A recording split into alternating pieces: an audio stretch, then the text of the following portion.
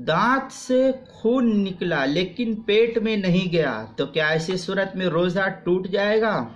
जवाब, दांत से खून निकलकर पेट में न जाए तो ऐसी सूरत में उसका रोजा नहीं टूटेगा। यही फुक़हा की राय है। अगर खून निकला पेट में चला जाएगा तब ऐसी सूरत में हुक्म दूसरा होगा, यानी उसका रोजा टूट जाएगा। पेट में ना जाए तो इससे रोजा नहीं टूटेगा।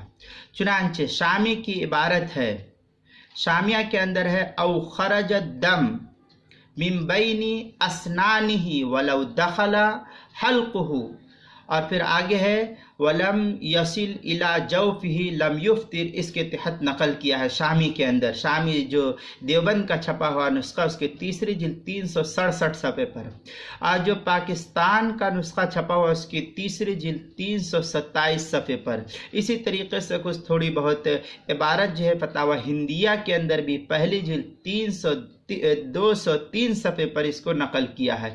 फतहुल कदीर जो कदीम नुस्खा है, पुराना नुस्खा, उसकी दूसरी जिल्द 332 सफ़े पर भी इसको नकल किया है।